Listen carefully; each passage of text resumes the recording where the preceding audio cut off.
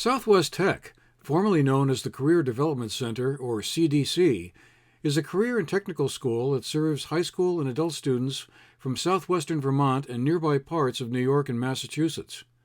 Like every other school during the COVID era, it has worked hard to find the best balance for itself on in person and remote learning, arriving at a hybrid model that has some, but never all, of its students in its building adjacent to the Mount Anthony Union High School in any one time.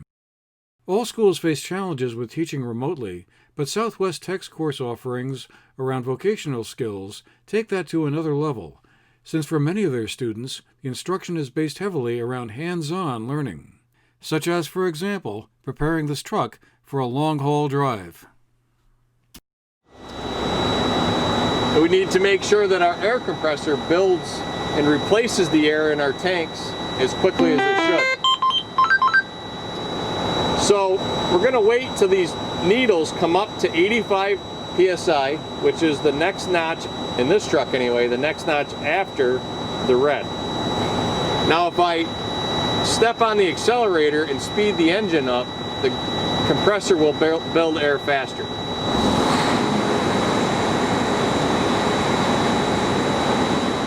The center has been adapting to teaching hybridly, said its executive director, Michael Lawler, during a recent conversation. You know, it's a bad year to have really good enrollment at the tech center, and you know, this year we do have fantastic enrollment in all of our programs, and you know, so much so that some of them have to be split on to come only on an A day or only on a B day because the classrooms aren't big enough to hold the number of students that are in them. You know, with the right social distancing and things like that we have to do. So definitely some challenges. We are not a four-year high school. We don't issue diplomas, of course. Students come to us from one of their sending schools. You can see behind me there, that could be Mount Anthony High School, Arlington, Burton, Hoosick Falls. Could also be homeschool students and or adult students without diplomas. So we have quite a mix of students. They generally come to us for 2 hours a day in their junior and senior year historically. So I'm talking pre-COVID pandemic, what it looked like. You know, we operate more like a community college model where students come for a portion of their day from their high school, take their program, and then return, you know, to whether that's Mount Anthony or BBA or Hoosick Falls, wherever it may be. And so we run morning programs, midday intro classes, and afternoon programs. And that's kind of how the day is set up in a normal world pre-COVID. That's how we would run. And so how we're running now is, like I said, we're on an A and B day schedule. So on Mondays and Thursdays, for example, we have our year two program students here in the morning from 8 until about 10:15. The remainder of that day is asynchronous learning for them. On Tuesdays and Fridays, we have our year one students back with us in the afternoon, and our schedule with them runs from 11:30 until 2:15. So we're meeting 2 hours a week live in person, and the rest is done asynchronously through our Zoom and our Google Classroom.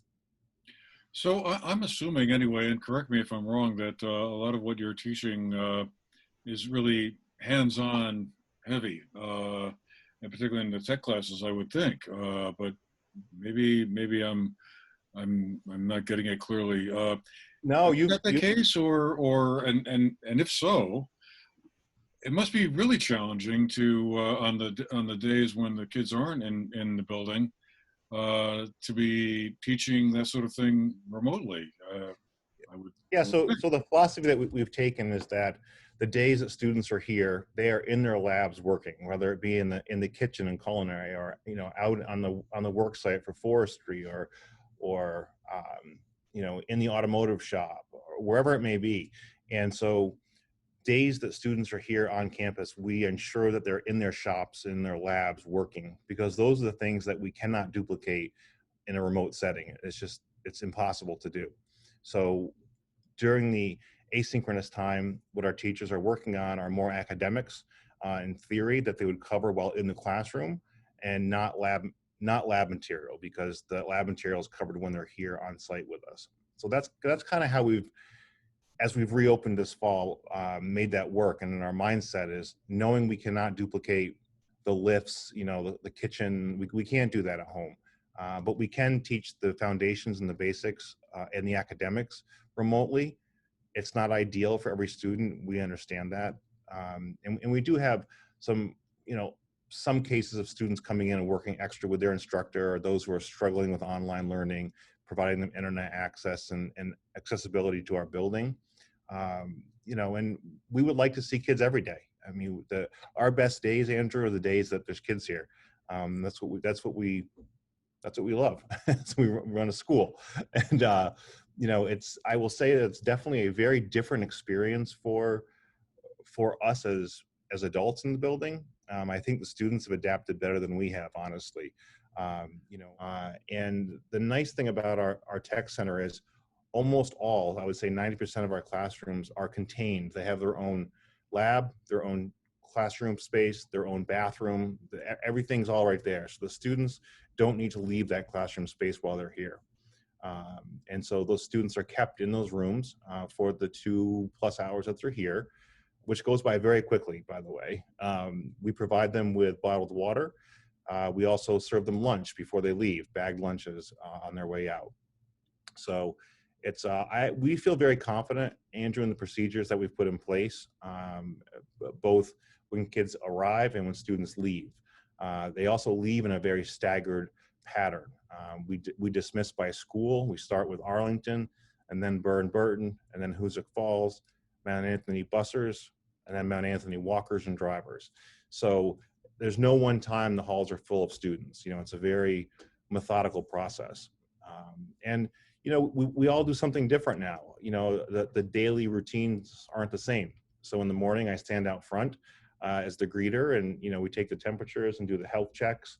And as soon as the kids are in class, myself, my assistant director, and anyone who wants to chime in, our guidance coordinator, outreach, we're down in the campus store packing lunches for 10:15. So it's not what we did every day before. It's very different, but it's kind of fun. If I'm allowed to say that, we have a lot of fun with it. It's serious, but we enjoy what we do here. And, we're very used to living now on a Monday, Thursday, Tuesday, Friday schedule. I was wondering, do you see any kind of long-term positives coming out of how you're offering instruction now on those remote days? And is that something you could see? That kind of worked pretty well. Maybe we ought to incorporate that back next year, whenever this is all over, and kind of utilize that further. Or is it just a case of like, this is all kind of improvisational and you're doing the best you can to get through it, and as soon as the vaccine's available and the pandemic is over, it'll be back to kind of business as it was? The biggest positive I think that we've seen out of this is from the teacher's perspective of they've learned to use new tools. When I say new tools, new technology that they may have not used before, such as the online conferencing platforms like Zoom and Google Hangouts and Microsoft Teams. We don't use Microsoft Teams here, but I know a lot of schools do. We're a Zoom and Google Classroom school. And I've heard many teachers say, when this is over, and it will be someday, that all the content that they've curated over the last 7 or 8 months, and in their Google Classrooms, they're going to continue to use that when we're back in session, full time again, when things are normal. So, all the work's not been for waste, and people have really been forced to try something new. And, I think when you and I interviewed back in the spring, it was still a lot of unknowns. And I would say our operations look very different today than they did in the spring. The spring we were, as you know, closed almost immediately for 100% remote learning and trying to figure out, okay, how do we do this? Versus this fall, we had time to plan all summer about what does the reopening of school look like, and can we do it? And I look back and I think we were, I don't say overly cautious, but super cautious about opening up the front doors to school. And I needed to make sure that our staff was ready and that we were ready as a system to welcome 100 and some students at the front door and have our procedures in place and practice that. So, we we stage students in very slowly. So we had a chance to practice the 25 or 30 students and not 130 students. And, now, 100 students checking in, we're done in 10 or 15 minutes at the latest. It doesn't take that long because we have a good system in place to do that. There's no one standing out in the rain or in the cold or whatnot. And of course, we have beautiful fall weather again for this week, so we're looking forward to our outside check-ins versus our inside check-ins. For the GNAT-TV News Project, I'm Andrew McKeever.